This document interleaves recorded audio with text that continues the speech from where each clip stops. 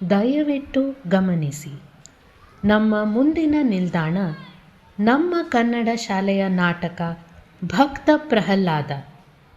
ಪಾತ್ರಧಾರಿಗಳು ಬಲಗಡೆಯಿಂದ ಬರಲಿದ್ದಾರೆ. Attention please.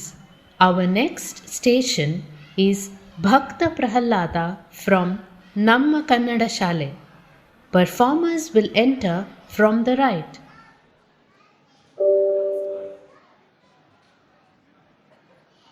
ದೃಶ್ಯ 1. ಋಷಿಗಳ ಆಗಮನ. ಬ್ರಹ್ಮನ 4 ಪುತ್ರರು ಪ್ರಪಂಚ ಸತ್ತಿದ ನಂತರ ವೈಕುಂಠಕ್ಕೆ ಬರುತ್ತಾರೆ. 6 ಬಾಗಿಲುಗಳು ಅವರ ಪ್ರವೇಶಕ್ಕೆ ಅನುಮತಿ ನೀಡುತ್ತದೆ. 7ನೇ ಬಾಗಿಲಲ್ಲಿ ಜಯ ವಿಜಯರು ಸರ್ವಾಲಂಕೃತರಾಗಿ ನಿಂತಿರುತ್ತಾರೆ. ಅವರೇ ದ್ವಾರಪಾಲಕರು.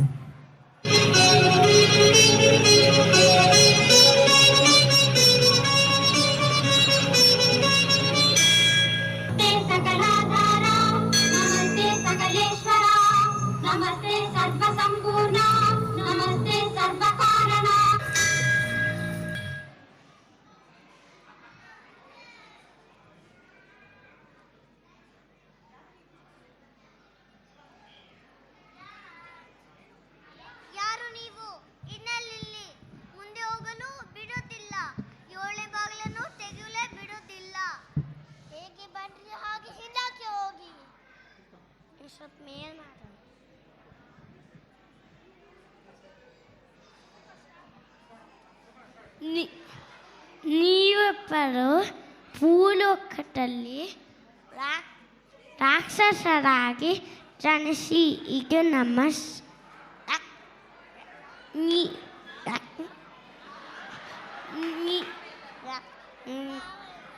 ನಾವೆಲ್ಲರೂ ಭೂಲೋಕದಲ್ಲಿ ರಾಕ್ಷಸರಾಗಿ ಜನಿಸಿ. ಇದು ನಮ್ಮ ಶಾಪ.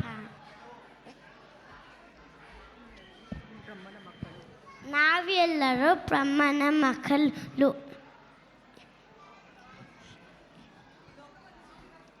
ಈ ಲೋಕವನ್ನು ಸೃಷ್ಟಿ ವಿಷ್ಣುವಿನ ದರ್ಶನಕ್ಕೆ ಬಂದಿದ್ದೆವು.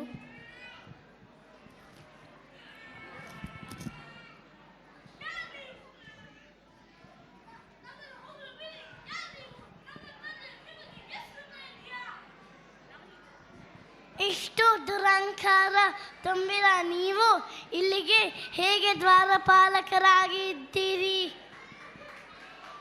ನೀವಿಬ್ಬರು ಲೋಕದಲ್ಲಿ ರಾಕ್ಷಸರಾಗಿ ಜನಿಸಿ. ಇದು ನಮ್ಮ ಶಾಪ.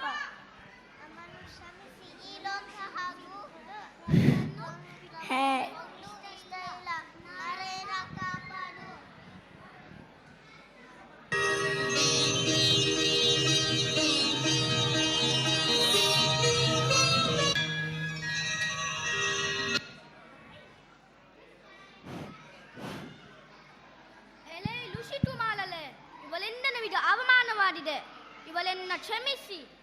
ಆದರೆ ಇದು ಮೊದಲೇ ತಾಳಚುತ್ತದಲ್ಲಿ ನಿರ್ಣಯ ಮಾಡಿತ್ತು. ನೀವು ಎಲ್ಲ ನಿಮಿತ್ತ ಮಾತ್ರ. ಜಯ ವಿಜಯ, ನಾನು ನಿಮಗೆ ದೊರೆತ ಶಾಪವನ್ನು ತೊನೆದಾನಿಸಬಹುದು. ಆದರೆ ನಾನು ಅದು ಮಾಡಿರುವುದಿಲ್ಲ. ನೀವು 3 ಜನ್ಮದ ನಂತರ ಮತ್ತೆ ಬಂದು ನನ್ನನ್ನು ಸೇರುವಿರಿ. ಹೀಗೆ ಜಯ ವಿಜಯರು ಹಿರಣ್ಯಾಕ್ಷ ಹಾಗೂ ಹಿರಣ್ಯಕಶಿಪುವಾಗಿ ಕಶ್ಯಪ ಮತ್ತು ದಿತಿಗೆ ಮಕ್ಕಳಾಗಿ ಜನಿಸುತ್ತಾರೆ. ಹಿರಣ್ಯಾಕ್ಷನು ಭೂಮಿ ದೇವಿಯನ್ನು ಸಮುದ್ರದಲ್ಲಿ ಅಡಗಿಸಿದಾಗ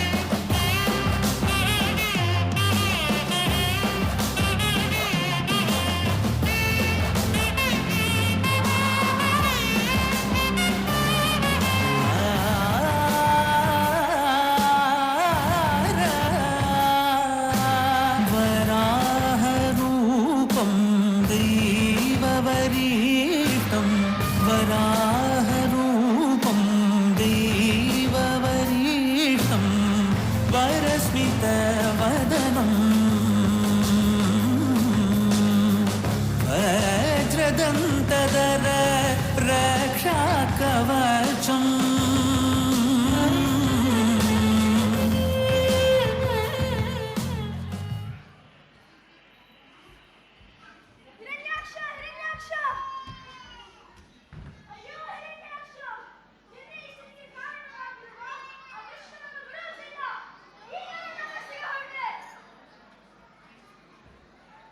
ಹೀಗೆ ಹಿರಣ್ಯಕಶಪು ತುಂಬಾ ಕೋಪಗೊಂಡು ವಿಷ್ಣುವನ್ನು ಕೊಲ್ಲಲು ತಪಸ್ಸಿಗೆ ಹೊರಡುತ್ತಾನೆ. ಇತ್ತ ಕಡೆ ಕಯಾದು ಅರಮನೆಯಲ್ಲಿ ಇದ್ದಾಗ ಇಂದ್ರನ ಆಗಮನ.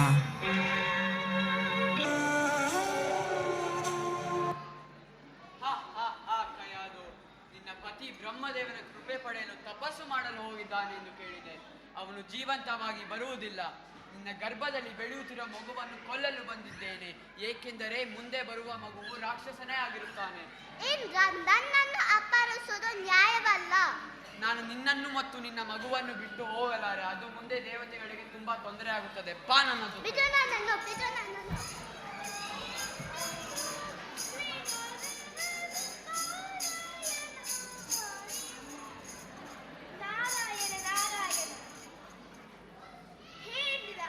ದೇವತೆಯ ರಾಜನಾಗಿ ನೀನು ಈ ತರ ಮಾಡುವುದು ಸರಿಯಲ್ಲ.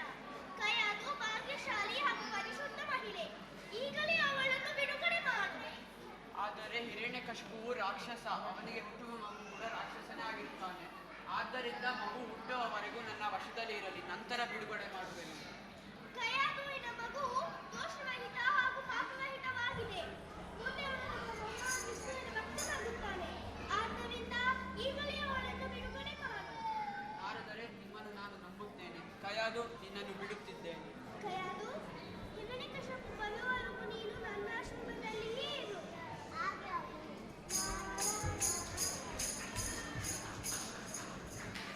ಇತ್ತ ಕಡೆ ಮಂದಾರ ಪರ್ವತದಲ್ಲಿ ಹಿರಣ್ಯಕಶಿಪು ತಪಸ್ಸು ಮಾಡಲು ಪ್ರಾರಂಭಿಸುತ್ತಾನೆ. ಅವನ ತೀವ್ರ ತಪಸ್ಸಿನಿಂದಾಗಿ ಅವನ ತಲೆಯಿಂದ ಬೆಂಕಿಯು ಹೊರಹೊಮ್ಮುತ್ತದೆ. ಆ ಬೆಂಕಿಯ ಹೊಗೆ ಆಕಾಶದಾದ್ಯಂತ ಹರಡುತ್ತದೆ. ಅದು ಬೇರೆ ಬೇರೆ ಗ್ರಹಗಳಿಗೂ ಆವರಿಸುತ್ತದೆ. ಅದರ ತಾಪವನ್ನು ತಡೆಯಲಾರದ ದೇವತೆಗಳು ತಾವು ವಾಸಿಸುವ ಗ್ರಹಗಳನ್ನು ತೊರೆದು ಬ್ರಹ್ಮದೇವನ ಗ್ರಹಕ್ಕೆ ಬರುತ್ತಾರೆ.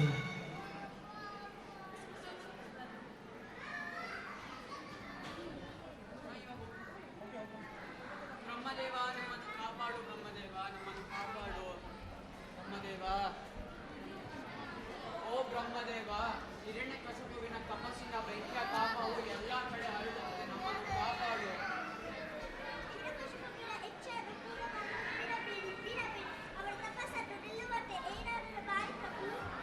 ನಾನು ಏನು ಮಾಡಬಹುದೆಂದು ನೋಡುತ್ತೇನೆ. ಈಗಲೇ ಹೊರಟೆ. ಹಿರಣ್ಯಕಶಿಪುವಿನ ತೀವ್ರ ತಪಸ್ಸಿನಿಂದಾಗಿ ಬ್ರಹ್ಮದೇವನು ಹಿರಣ್ಯಕಶಿಪುವಿನ ಮುಂದೆ ಕಾಣಿಸಿಕೊಳ್ಳುತ್ತಾನೆ.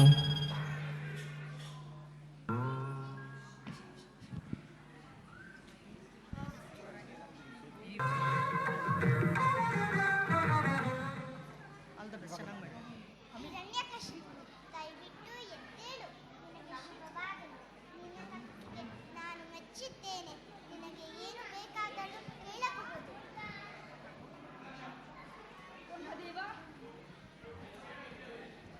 ಬ್ರಹ್ಮದೇವನಿಗೆ ನಮೋ ನಮಃ.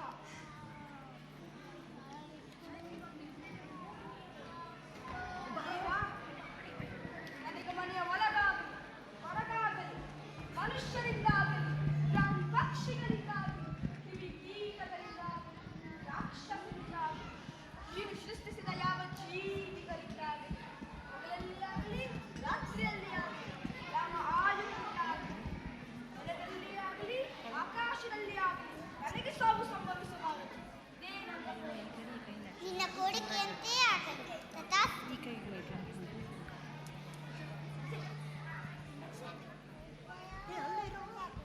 ಅವರೆಲ್ಲ ಏನು ಮಾಡೋಕ್ಕೆ ಇನ್ನು ಮುಂದೆ ನಾನೇ ದೇವರು, ನೀವೆಲ್ಲರೂ ನನ್ನನ್ನೇ ಪೂಜಿಸಬೇಕು. ಹಿರಣ್ಯಕಶಿಪು ಲೋಕೇಶ್ವರ. ಹಿರಣ್ಯಕಶಿಪು ಲೋಕೇಶ್ವರ. ಹೇಳಿ, ಹಿರಣ್ಯಕಶಿಪು ಲೋಕೇಶ್ವರ. ಹಿರಣ್ಯಕಶಿಪು ಲೋಕೇಶ್ವರ. ಹಾಗೆ. ಹಿರಣ್ಯಕಶಿಪು ಲೋಕೇಶ್ವರ.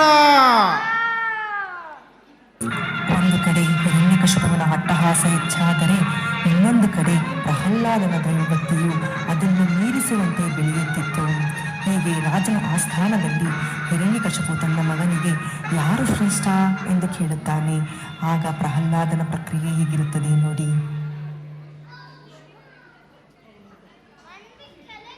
ಪ್ರಹ್ಲಾದ ಬಾಯ್. ನಿನ್ನ ಇಷ್ಟದ ವಿದ್ಯಾಭ್ಯಾಸದಲ್ಲಿ ಯಾವ ವಿಷಯ ಉತ್ತಮ ಹೇಳು. ತಂದೆ, ವಿಷ್ಣುವಿನ ನಾಮಸ್ಮರಣೆಯು ಅತ್ಯಂತ ತೃಪ್ತಿ ಕೊಡುತ್ತದೆ. ಸದಾ ಅವನ ಧ್ಯಾನ ಜಪ ಮಾಡುವಂತೆ ಅನಿಸುತ್ತದೆ ತಂದೆ. ಏನಂದೆ? ವಿಷ್ಣುವಿನ ನಾಮಸ್ಮರಣೆ. ಗುರುಗಳಿಗೆ ಇನ್ನೊಂದು ಅವಕಾಶ ಕೊಡುತ್ತೇನೆ. ಇವನಿಗೆ ಸರಿಯಾದ ವಿದ್ಯೆ ಕಲಿಸಿ ನನ್ನ ಶತ್ರುವಿನ ಆಕರ್ಷಣೆಯನ್ನ ಅವರಿಂದ ಹೋಗಲಾಡಿಸಿ. ಹೊರಡಿ. ಪ್ರಹ್ಲಾದನ ಉತ್ತರಗಳಿಂದ ಕೋಪಗೊಂಡ ಹಿರಣ್ಯಕಶಿಪು ಗುರುಗಳಿಗೆ ಮತ್ತೊಂದು ಅವಕಾಶವನ್ನು ನೀಡುತ್ತಾ ಪ್ರಹ್ಲಾದನನ್ನು ಗುರುಕುಲಕ್ಕೆ ಮತ್ತೆ ಕಳುಹಿಸಿಕೊಡುತ್ತಾನೆ. ಹೀಗೆ ಪ್ರಹ್ಲಾದನ ವಿದ್ಯಾಭ್ಯಾಸ ಗುರುಕುಲದಲ್ಲಿ ನಡೆಯುತ್ತಿದೆ.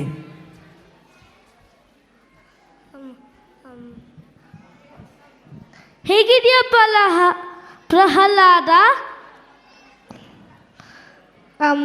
ನೀ ಸಂತೋಷವಾಗಿಲ್ಲ ಯಾಕೆ? ಏನಾಯ್ತು? ನಿನ್ನ ತಂದೆ ಮಾತೆ ಬೇಜಾರಾಗಿದೆಯಾ? ಖಂಡಿತ ಇಲ್ಲ, ನನಗೆ ಯಾವ ಬೇಜಾರೇ ಇಲ್ಲ. ಆ ಪರಮಾತ್ಮ ಒಬ್ಬನೇ ನಾರಾಯಣ, ಎಲ್ಲ ಜೀವಿಗಳ ತಂದೆ. ಅವನ ಸಂಕಲ್ಪದಂತೆ ನಡೆಯುವುದು ನಾರಾಯಣ ಸ್ಮರಣೆಯಿಂದ ಎಲ್ಲ ದುಃಖವು ದೂರವಾಗೋದು.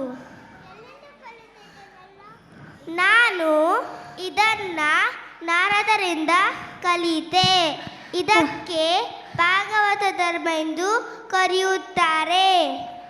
ನಾನು ನಮಗೆ ಪೂರ್ತಿಯಾಗಿ ಅರ್ಥವಾಗಿಲ್ಲ. ಆದರೂ ನೀನು ಹೇಳಿಕೊಡುವ ಹಾಗೆ ನಾವು ಹೇಳುತ್ತೇವೆ. ಹಾಗಾದರೆ ಇದನ್ನ ಹೇಳಿ. ಓಂ ನಮೋ ನಾರಾಯಣ. ಓಂ ನಮೋ ನಾರಾಯಣ. ಓಂ ನಮೋ ನಾರಾಯಣ. ಓಂ ನಮೋ ನಾರಾಯಣ. ನಿಲ್ಲಿಸಿ, ಈ ನಾಮವನ್ನು ಹೇಳಬೇಡಿ. ಪ್ರಹ್ಲಾದ, ನೀನು ಎಲ್ಲರನ್ನು ಹಾಳು ಮಾಡುತ್ತಿದ್ಯಾ. ನಿನ್ನಿಂದ ನಮ್ಮ ಸಾವು ಖಂಡಿತ. ನಾರಾಯಣ ನಾಮವನ್ನು ಹೇಳಬೇಡ. ಇವತ್ತಿನ ಪಾಠ ಸಾಕು, ಎಲ್ಲರೂ ಹೋಗಿ. ಗುರುಕುಲ ಅಭ್ಯಾಸದ ನಂತರ ಅರಮನೆಗೆ ಹಿಂತಿರುಗಿದ ಪ್ರಹ್ಲಾದನನ್ನು ಹಿರಣ್ಯಕಶಿಪು ಪುನಃ ಅದೇ ಪ್ರಶ್ನೆಯನ್ನು ಕೇಳುತ್ತಾನೆ. ನಿನಗೆ ಯಾವ ವಿಷಯ ಉತ್ತಮ ಎಂದು. ಅದಕ್ಕೆ ಪ್ರಹ್ಲಾದ ನಾರಾಯಣನ ನಾಮಸ್ಮರಣೆ ಎಂದು ಹೇಳುತ್ತಾನೆ. ಇದರಿಂದ ಕೋಪಗೊಂಡ ಅವನ ತಂದೆ, ನಿನಗೆ ನನ್ನ ಜೊತೆ ಇರಲು ಯೋಗ್ಯತೆ ಇಲ್ಲ, ನಿನ್ನ ಸಾವನ್ನು ಯಾರೂ ತಡೆಯಲು ಸಾಧ್ಯವಿಲ್ಲ ಎಂದು ಹೇಳಿ ಸೈನಿಕರಿಗೆ ಅವನನ್ನು ಕೊಲ್ಲಲು ಹೇಳುತ್ತಾನೆ. ಆನೆಯಿಂದ, ಹಾವಿನ ವಿಷದಿಂದ, ಬೆಟ್ಟದ ಮೇಲಿಂದ ಇನ್ನೂ ಅನೇಕ ರೀತಿಯಲ್ಲಿ ಪ್ರಹ್ಲಾದನನ್ನು ಕೊಲ್ಲಲು ಹಿರಣ್ಯಕಶಿಪು ಪ್ರಯತ್ನಿಸುತ್ತಾನೆ. ಆದರೆ ಎಲ್ಲವೂ ವಿಫಲವಾಗುತ್ತದೆ. ಇದರಿಂದ ಇನ್ನೂ ಹೆಚ್ಚು ಕೋಪಗೊಳ್ಳುತ್ತಾನೆ ಹಿರಣ್ಯಕಶಿಪು.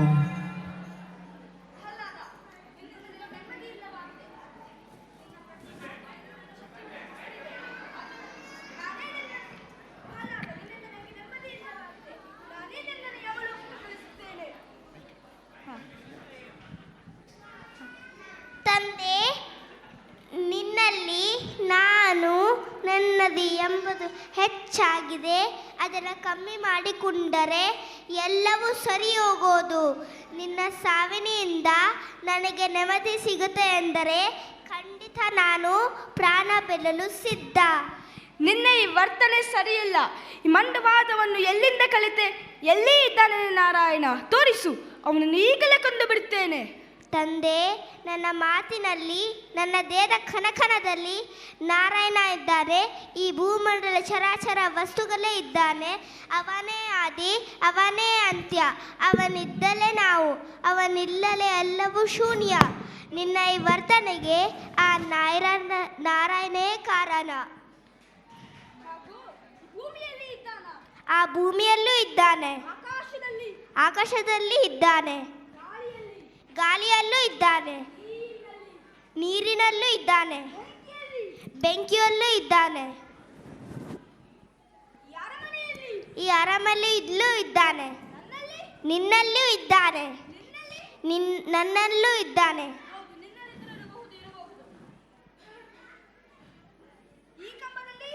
ಆ ಕಂಬದಲ್ಲಿ ಇದ್ದಾನೆ, ಆ ಕಂಬದಲ್ಲಿ ಇದ್ದಾನೆ. ನಾರಾಯಣ ಎಲ್ಲ ಕಂಬದಲ್ಲಿ ಇದ್ದಾನೆ.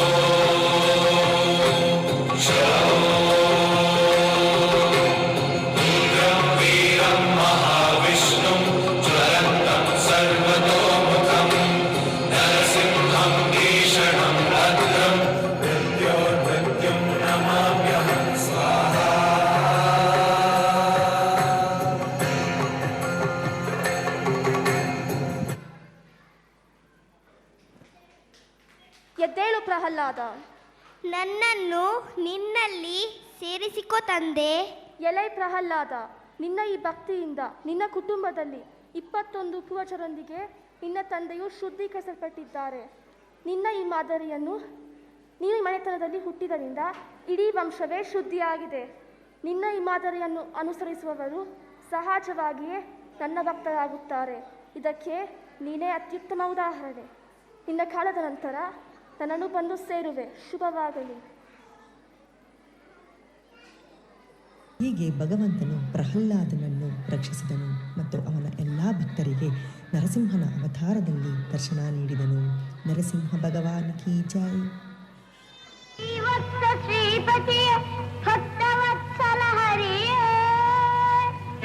ನಾರಾಯಣ ವಿಷ್ಣು ಶೇಷಶಯನ,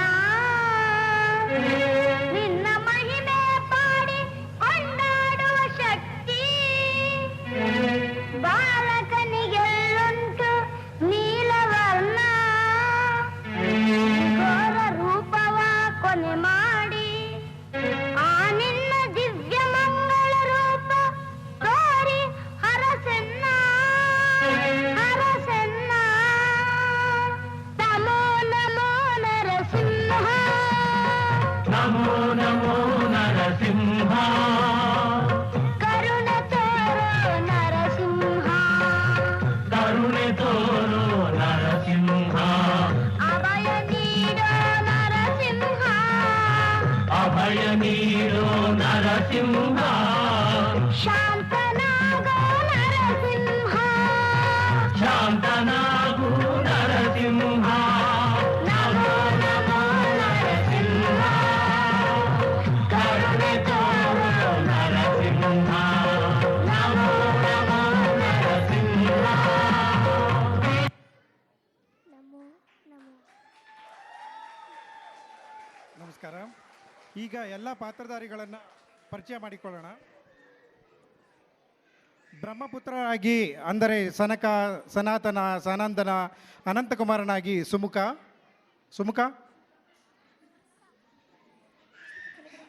ಅಮಿತ್, ನವನೀತ್, ಸುಬಿತ್, ಓಕೆ, ಜಯ ವಿಜಯರಾಗಿ ಇದಾಂತ್, ಮನ್ವಿತ್, ಭಗವಾನ್ ವಿಷ್ಣು ರೂಪದಲ್ಲಿ ಆತ್ಮೇಯ,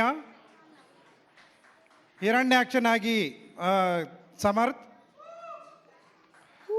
ವರಹ ರೂಪದಲ್ಲಿ ಸಮನ್ವಿ, ಇಂದ್ರ ತನವ್, ಕಯಾದು ಸಾನ್ವಿ, ನಾರದರಾಗಿ ಪರಿಣಿತ, ದೇವತೆಗಳಾಗಿ ರಿದ್ಧಿ ಮತ್ತು ಲೌಕ್ಯ, ಬ್ರಹ್ಮರೂಪದಲ್ಲಿ ವಿಭಾ, ಗುರುವಾಗಿ ಅಕ್ಷಜ್, ಪ್ರಹ್ಲಾದ ಧೃತಿ, ವಿದ್ಯಾರ್ಥಿಯಾಗಿ ಅಪ್ರಮೇಯ, ಮತ್ತು ಭಗವಾನ್ ನರಸಿಂಹ ರೂಪದಲ್ಲಿ ಕನಿಷಾ ಮತ್ತು ಹಿರಣ್ಯಕಶಿಪುವಾಗಿ ಆಯುಷ್ಮಾನ್